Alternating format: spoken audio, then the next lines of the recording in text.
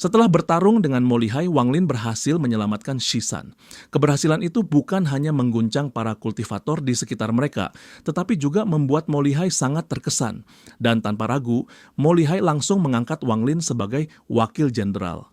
Keputusan itu bukan sembarangan. Mo Lihai punya tujuan jelas, mengajak Wang Lin mengikuti kompetisi Jenderal Iblis, kompetisi paling bergengsi dan paling brutal di kota Setan Langit.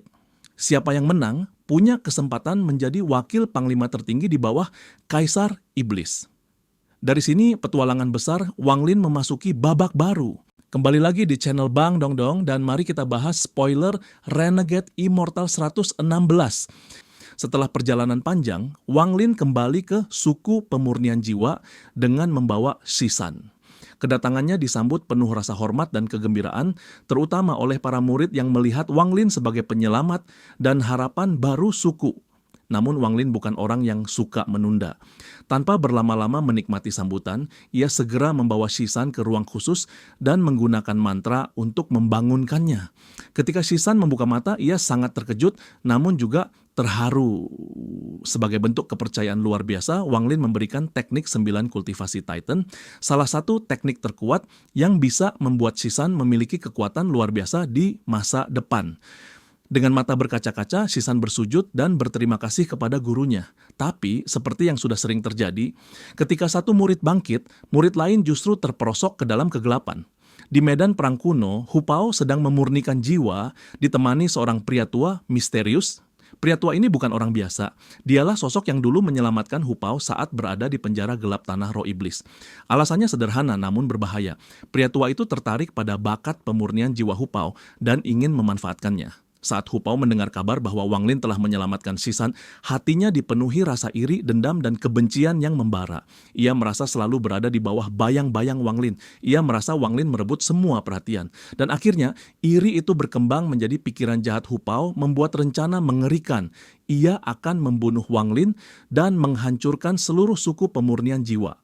Inilah momen penting yang mengungkap bahwa Hu Pao adalah murid pengkhianat, sebuah ancaman besar yang belum disadari Wang Lin. Kembali ke suku, Wang Lin mengeluarkan Yao Xixue dari tas penyimpanan. Ia berniat membuat kesepakatan, bahkan berbaik hati menawarkan kebebasan jika Yao Xixue mau bekerja sama.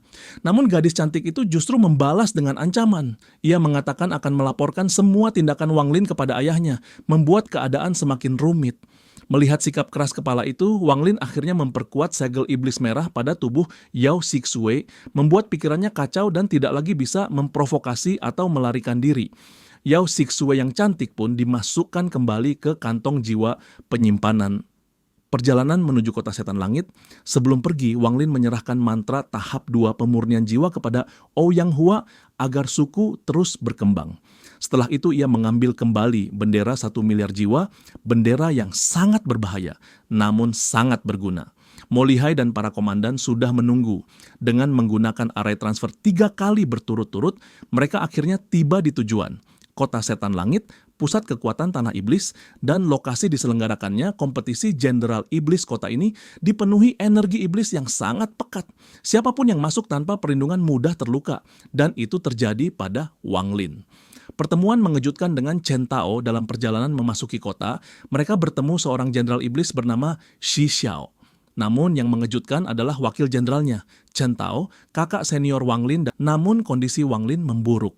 Energi kota membuat tubuhnya terluka dan kultivasinya turun ke Soul Transformation tahap akhir. Melihat juniornya sekarat, Chen Tao langsung memberi peringatan. Hati-hati, banyak murid sekte pedang dalu berada di kota ini. Mereka bisa mengincarmu kapan saja. Chen Tao juga memberinya pil penyembuh, menunjukkan bahwa meski jarang bertemu, ia masih menganggap Wang Lin sebagai junior yang harus dijaga. Pertemuan itu menjadi tanda bahwa tantangan di kota ini jauh lebih serius dari yang Wang Lin bayangkan. Setelah sampai di tempat tinggal Mo Lihai, sang jenderal harus menemui Kaisar Iblis, sehingga meninggalkan 2 sersan untuk mengawasi Wang Lin.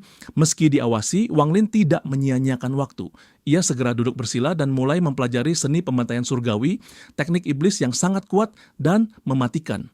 Namun teknik itu bukan sesuatu yang mudah dipahami. Meski Wang Lin memiliki bakat luar biasa, pemahamannya masih dangkal. Ia sadar bahwa sebelum kompetisi dimulai, ia harus menguasai teknik ini atau ia akan mati. Di luar, ribuan jenderal dan wakil jenderal lain sedang mempersiapkan diri. Intrik politik, persaingan antar sekte, hingga pembunuhan antar peserta sudah mulai terjadi. Dan di tengah semuanya, nama Wang Lin semakin diperhatikan.